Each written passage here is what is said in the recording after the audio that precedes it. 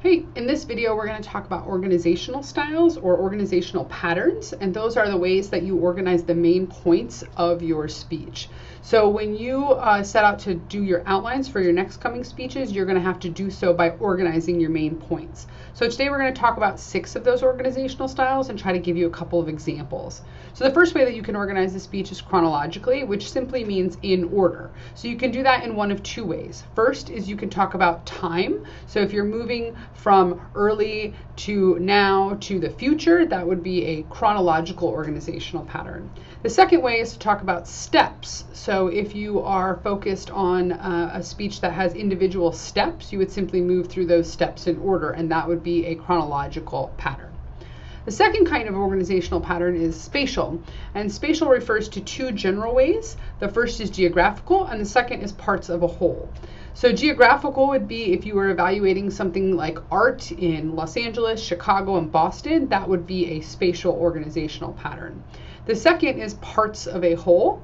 So a lot of times people use the body as an example. So if you were talking about like the muscular system, the skeletal system, etc., that would be a spatial organization, parts of this larger whole.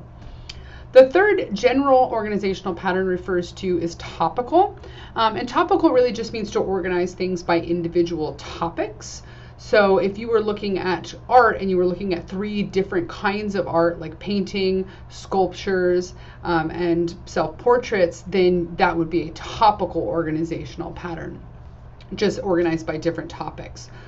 There are a couple other organizational styles. These have to do usually with 2 main points. So the first is comparative, where you simply have a comparing and contrasting. So a world in which this happens or in a world in which this does not happen is an example of a compare and contrast.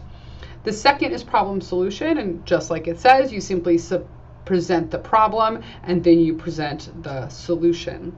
And finally is a causal organizational pattern, and this is often referred to generally as a cause and effect. So again, these are organizational patterns that are likely to have 2 main points, comparing, contrasting, problem, solution, cause, and effect. So those are different ways that you can organize the main points of your speech. I hope that this gives you a basic introduction, and you're going to follow up by exploring the organizing activity in this week's modules, where you're asked to identify the organizational pattern used in a couple of different speeches. Thanks for watching.